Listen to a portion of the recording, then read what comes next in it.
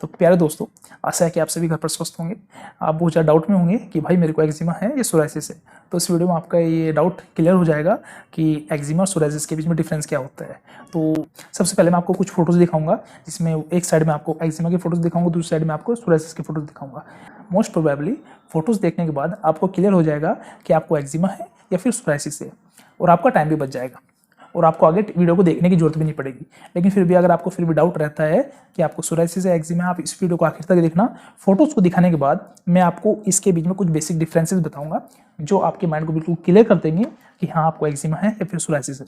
तो स्टार्ट करते हैं अपनी वीडियो। अभी आप स्क्रीन पर देख रहे होंगे कि एक साइड में आपको एक्जिमा की फोटोज दिखाई देंगे, दूसरी साइड में आपको सोराइसिस की फोटोज दिखाई देंगी।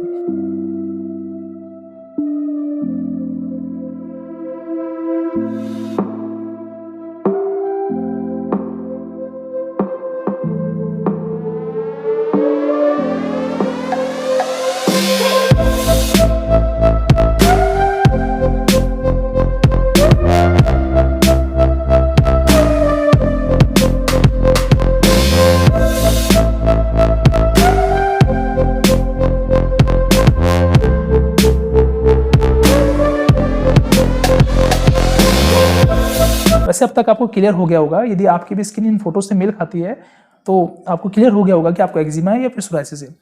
एक्जिमा और सोराइसिस के बीच के डिफरेंस को और क्लैरिफाई करने के लिए कुछ पॉइंट्स बताऊंगा और मैं कोशिश करूंगा कि आपको पता चल सके कि एक्जिमा और सोराइसिस में डिफरेंसेस क्या होते हैं। ये तो पक्का है कि एक्जिमा और सोराइसिस दोनों ही एक ऑटोइम्यून डिजीज है, लेकिन अगर इनके ट्रिगर पॉइंट की बात की जाए कि ये मोस्ट प्रोबेबली होता क्यों है, तो सबसे पहले बात करते हैं एक्जिमा की। एक्जिमा मैक्सिमम ट्रिगर होता है आपके इन्वायरमेंटल फैक्टर्स की वजह से। जैसे आपका सोप्स हो गया, डिटर्जेंट हो गया, डिसइंफेक्टेंट हो गया, कुछ पोल्यूटेंट्स होते हैं इन्वायरमेंट के अंदर, वे इसके अंदर ट्रिगर का काम करते हैं। कुछ जो चमड़े से बनी जो वस्तुएं होती है, कपड़ा होता है, उनके टच से आपके जो एक्जिमा है, अगर आपको ऑलरेडी है तो उसमें इचिंग बढ़ जाएगी, अगर आपको होने वाला है तो वो बहुत ज़्यादा ट्रिगर हो जाएगा। कुछ फ्रूट जूस होते हैं, वे भी एक्जिमा को ट्रिगर कर सकते हैं। गांव और रूरल एरिया में हम इस एक्जिमा को चामरस के नाम से जानते हैं, चर्म रोग के नाम से जानते हैं। अब सोराइसिस का सीन ये है कि सोराइसिस के अंदर आपके जेनेटिक फैक्टर बहुत ज़्यादा इंक्लूड होते हैं, जनरली देखने में ऐसा मिलता है।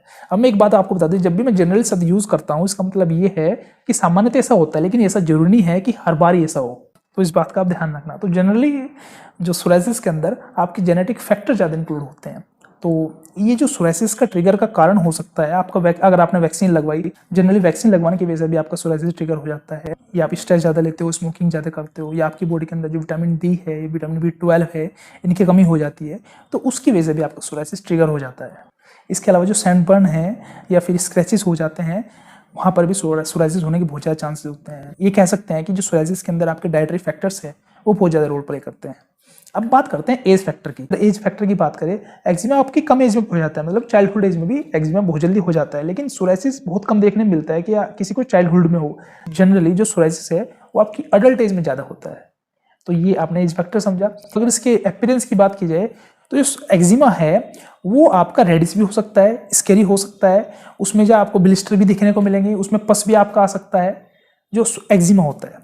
लेकिन वहीं पर अगर सोराइसिस की बात की जाए, सोराइसिस भी रेड होता है, लेकिन सोराइसिस का एक कॉमन डिफरेंस ये है, सोराइसिस एक्जिमा का कॉमन डिफरेंस ये है, सोराइसिस मैक्सिमम ये देखने को मिलता है कि सिल्वर पैचेज इसके अंदर होते हैं सोराइसिस के अंदर। जैसा आपने फोटोज में भी देखा होगा, जहां जहां मैक्सिमम सिल्वर पैचेज थे आपकी रेड स्किन के साथ में, उसको हम सोराइसिस की कैटेगरी में काउंट करते हैं। तो एक्जिमा है उसमें आपको देखने को मिलेगा, एक्जिमा के अंदर जो इचिंग होती है वो जब बहुत ज़्यादा होती है, जब आप उसको खुजलाते हो तो मीठी मीठी उसमें इचिंग होगी, और फिर इसमें क्या होता है, इसमें खून भी आने लग जाता है। तो सोराइसिस में जो इचिंग होती है कंपेरेटिवली कम होती है, बस में थोड़ी जलन होती है, हल्की सी जलन होती है। जैसे आपको कोई जो लाल चींटी जब काट लेती है या मकड़ी काट लेती है, जो जलन उस टाइम होती है ना, या आपको कुछ जल गया, जलने के बाद जो जलन होती है, उस तरह की जो सेंसेशन होती है सोराइसिस के अंदर कंपेरेटिवली ये ज़्यादा देखने मिलती है। वहीं पर एक्जिमा के अंदर ये होता है कि इसमें इचिंग बहुत ज़्यादा होती है, और सोराइसिस के अंदर जो स्किन है वो कंपेरेटिवली थिकर होती है।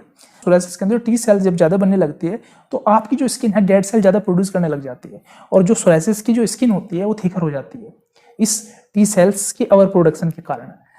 तो ये इसके अपीयरेंस का डिफरेंस था। अब बात करते हैं एक्जिमा सोराइसिस आपके किस हिस्सों में होने के बहुत ज़्यादा चांसेस रहते हैं।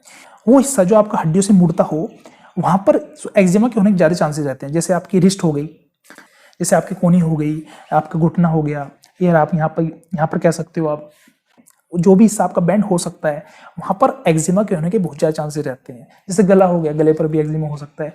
वहीं पर अगर सोराइसिस की बात की जाए तो सोराइसिस आपकी पूरी बॉडी पर कहीं भी हो सकता है। स्काल्प पर हो गया तो उसको स्काल्प सोराइसिस बोलते हैं, आपके नेल्स पर हो गया उसको नेल सोराइसिस बोलते हैं, आपके पाम पर हो गया तो उसको पामोप्लांटर सोराइसिस बोल देंगे। तो सोराइसिस ऐसा है आपकी बॉडी के किसी भी हिस्से में हो सकता है। दोनों ही केसेस में मॉइस्चराइजर बहुत ज़्यादा इंपॉर्टेंट होता है।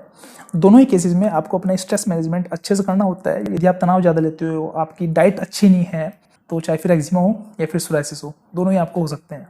अब सोराइसिस के केस में आपको कौन सी डाइट फॉलो करनी चाहिए, उसके लिए भी मैंने ऑलरेडी वीडियो बनाई है।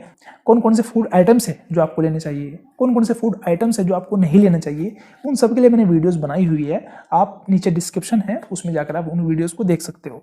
इस वीडियो में जिसमें मैंने आपको एक बेसिक डिफरेंस बताया एक्जिमा और सोराइसिस के अंदर, कि हाँ एक्जिमा के अंदर आपको इचिंग ज़्यादा होती है, इचिंग इस हद तक होती है कि आप उसको खुजलाते हो जाते, उसके अंदर से खून तक निकाल देते हो आप।